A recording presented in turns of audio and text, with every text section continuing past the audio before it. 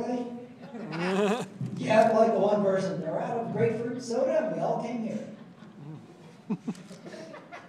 Took you guys a second on that one.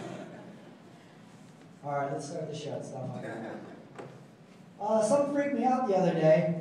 I was online, came across that sex offender website. It's the one where you punch in your zip code, shows you all the pictures of the sex offenders in your area. Match.com, I think it's called. Good start. Let's start the show.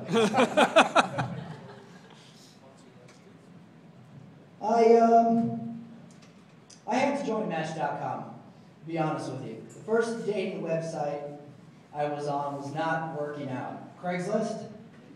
Was it?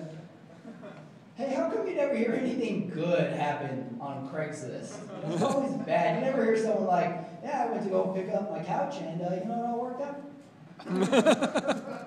It's always like, you know that couch I got on Craigslist? I found an ear in it. It wasn't even like, I found 2 ears. It wasn't even a right and left. It was 2 lefts. I watched Reservoir Dogs last. I have trouble dating. I kind of like call myself the Utah Jazz of dating. I've been disappointing white women for 10 years. But it's kind of weird. I recently went out on a date and it didn't go so well. And I went out with this girl, and we're doing that thing where we're talking and we're trying to impress each other with our answers. And she says, "Oh yeah, you know, I just graduated from beauty school." And I said, "Oh, I just flew the space shuttle." Slow Thursday, you know, no big deal, baby. But she tells me, "Oh, I'm actually a high-class esthetician, and I focus on hair removal. In fact, I've probably seen a lot more naked women than you have." Why would that impress me? Like, I couldn't do the opposite to that and be like, "I've seen a lot more naked dudes than you have."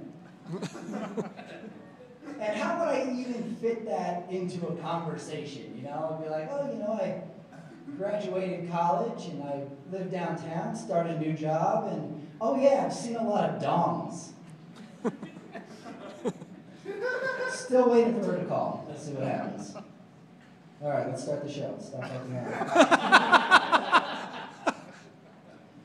I broke up with a girl recently, and the crazy thing about breaking up with a girl these days is Facebook plays a huge role in your breakups these days. If you don't think you're obsessed with Facebook before, you definitely are when you break up. You break up with a girl, you ever do this? You break up with a girl, and then you go to your ex's page every 3 minutes, and you're just rifling through her shit. And then, this is the worst part, is that relationship status.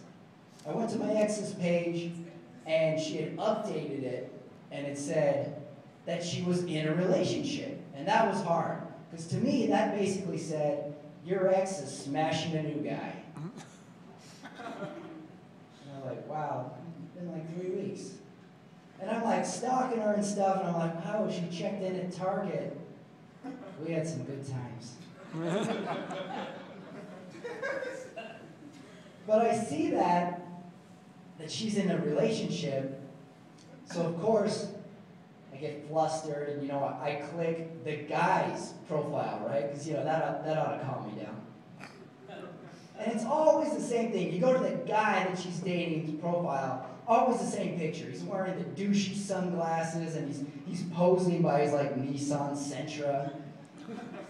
Look at this jerk with his college degree and steady work. Nobody respects an associate's degree anymore. All right, let's move on. Let's start the show. I think the funny thing about an associate's degree is that all it really does is associate you with a community college. I like schools like University of Phoenix. They have like these cool slogans that are a little, I mean, let's be honest, they're a little misleading, you know? University of Phoenix slogan is thinking ahead. I would rewrite that. Mine would be University of Phoenix, thinking ahead, but not too far ahead because you got work in the morning. Evenings and weekends, let it work on you. All right. ITT Tech's another one. Their slogan is education for the future. I would rewrite it to say, education for the future, if that future were VCRs. No Blu-ray crowd? That's cool. Fuck VCRs. One story like I really had my eye on this year was the end of the world 2012 thing. The Mayan calendar, did you guys see this? No? No? Well, just fucking play along, will you? Goddammit. Yeah, the world's supposed to end, and I thought about this a lot, and I thought, well, the Mayans predicted it. Look how great they're doing. Not a history crowd, all right. Let's go back to the ITT Tech jokes.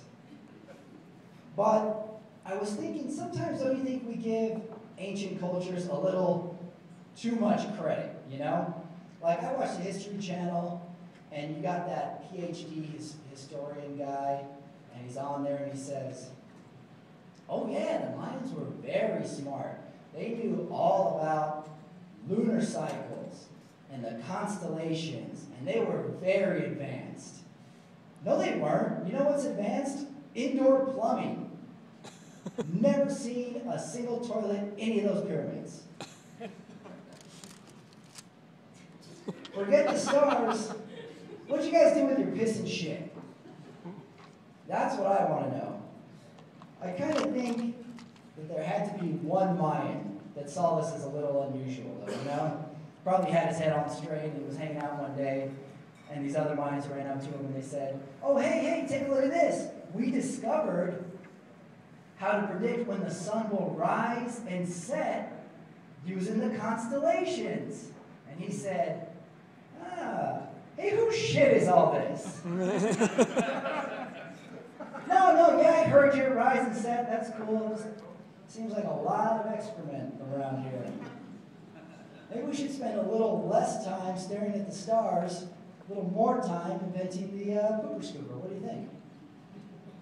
And, you know, by the way, I hate to be this guy, but there's a new prediction going around that there's a boat of Spanish dudes coming to harbor. They're totally going to rape our culture to ruins. I think we should at least clean up. It's called being a good host. Thank you, guys. It's been a lot of fun. Enjoy the rest of the show.